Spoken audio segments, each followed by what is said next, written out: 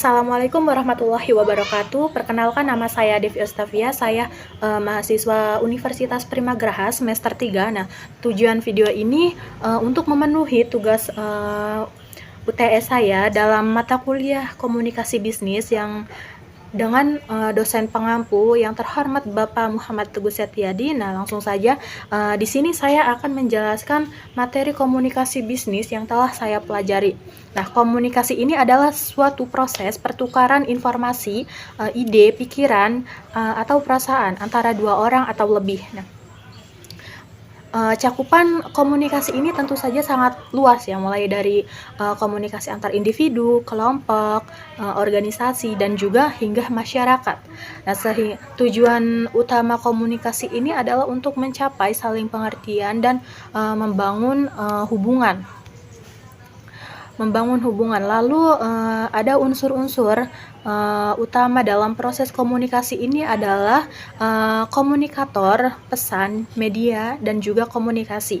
Dalam bentuk dasar komunikasi ini, secara umum komunikasi ini dapat dibedakan menjadi dua bentuk dasar ya. Yang pertama itu komunikasi verbal. Nah, apa sih komunikasi verbal ini? Nah, komunikasi yang verbal ini komunikasi yang menggunakan kata-kata baik lisan maupun tulisan. Nah, contohnya itu berbicara ya. Dengan kita berbicara itu sudah masuk ke dalam komunikasi verbal. Nah, selanjutnya berdiskusi. Tentu saja kita pernah berdiskusi ya dengan organisasi atau kelompok, itu sudah masuk ke dalam komunikasi verbal. Nah, selanjutnya menulis surat. Terus dan yang kedua itu komunikasi nonverbal. Nah, komunikasi nonverbal ini komunikasi yang tidak menggunakan kata-kata, tetapi menggunakan bahasa tubuh seperti ekspresi wajah, gestur, dan juga tanda-tanda lain. Contohnya itu senyuman. Nah, dengan kita memberikan senyuman, itu sudah masuk ke dalam komunikasi nonverbal. Nah, serta anggukan dan juga kontak mata, itu sudah masuk ke dalam komunikasi nonverbal. Nah, dalam dunia bisnis, komunikasi memiliki peran yang sangat penting tentunya. Komunikasi yang efektif itu dapat membangun hubungan dengan pelanggan, mitra bisnis, dan juga karyawan untuk meningkatkan produktivitas. Nah, dengan menyampaikan informasi yang jelas dan tepat waktu, itu untuk memecahkan masalah dengan memfasilitasi dialog dan negosiasi, serta membangun citra perusahaan melalui komunikasi yang konsisten dan juga profesional gitu. Komunikasi bisnis ini melibatkan beberapa aspek tentunya, seperti komunikasi internal. Nah, komunikasi internal ini komunikasi di dalam perusahaan, misalnya rapat, laporan, memo, itu sudah masuk ke dalam komunikasi internal. Selanjutnya ada komunikasi eksternal. Nah, komunikasi eksternal ini komunikasi dengan pihak di luar perusahaan, misalnya pelanggan, pemasok, investor, itu masuk ke dalam komunikasi eksternal. Yang terakhir itu komunikasi pemasaran. Nah, komunikasi ini untuk mempromosikan produk dan jasa perusahaan kita. Selanjutnya, dalam pandangan komunikasi ini, komunikasi bisnis adalah sebuah sistem yang terdiri dari berbagai komponen yang saling berhubungan dan berkomunikasi. Nah, komunikasi adalah suatu proses yang dinamis tentunya dan juga kompleks. Nah, memahami konsep dasar komunikasi ini sangat penting, baik dalam kehidupan sehari-hari maupun dalam konteks bisnis. Nah, komunikasi yang efektif ini juga dapat membantu kita membangun hubungan yang lebih baik serta mencapai tujuan dan mengatasi berbagai tantangan. Nah, tentu saja ada tujuan dalam komunikasi bisnis ini. Tujuan utama komunikasi bisnis ini adalah untuk mencapai kesamaan persepsi dan tujuan bersama dalam organisasi. Umpan balik dan bentuknya dalam komunikasi bisnis ini. Nah, umpan balik ini atau feedback adalah respon dan reaksi terhadap pesan yang disampaikan. Nah, Umpan balik ini tentu saja sangat penting dalam komunikasi bisnis karena dapat membantu memperbaiki kinerja dan juga meningkatkan efektivitas komunikasi kita. Nah, dalam komunikasi lalu ada umpan balik dan bentuknya dalam komunikasi bisnis. Nah, umpan balik atau feedback adalah respon atau reaksi terhadap pesan yang disampaikan. Nah, umpan balik ini sangat penting ya dalam komunikasi bisnis karena dapat membantu memperbaiki kinerja dan juga meningkatkan efektivitas komunikasi.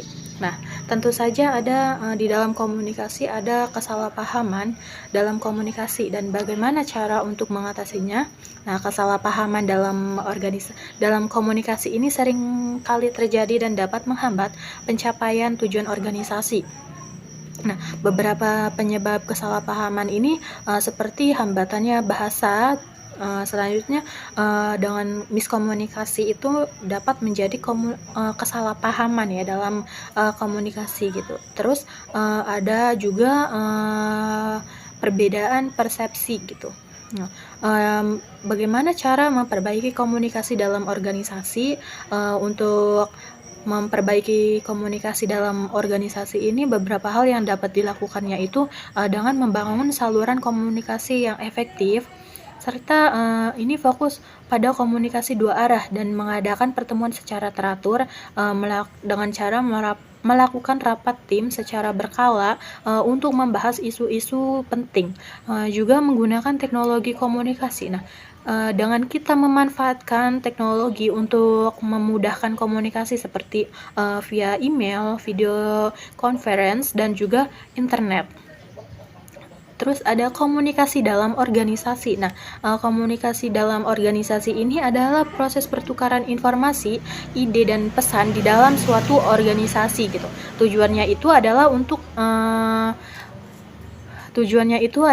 untuk mencapai kesamaan persepsi, koordinasi kerja, dan juga pencapaian tujuan organisasi. Nah, masalah dalam komunikasi organisasi ini seperti miskomunikasi, informasi yang tidak lengkap. Nah, informasi yang disampaikan ini tidak lengkap atau tidak akurat gitu. Nah, kurangnya keterbukaan juga bisa menjadi masalah dalam komunikasi organisasi gitu.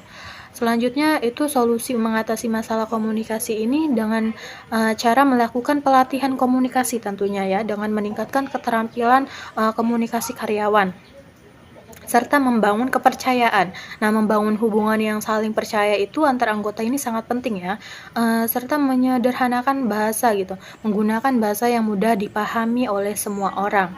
Nah, menggunakan teknologi komunikasi, seperti yang sudah saya jelaskan tadi, memanfaatkan teknologi ini untuk mempermudah komunikasi gitu. Serta melakukan evaluasi komunikasi secara berkala gitu, mengevaluasi efektivitas ini komunikasi dan melakukan perbaikan jika diperlukan gitu.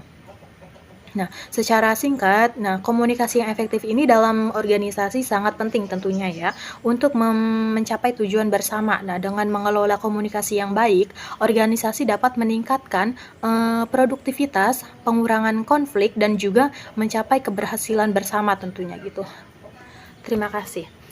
Cukup sekian mungkin sekian dari video penjelasan materi komunikasi bisnis ini dari saya. Mohon maaf apabila banyak kekurangan. Kurang lebihnya terima kasih dan wassalamualaikum warahmatullahi wabarakatuh. Terima kasih.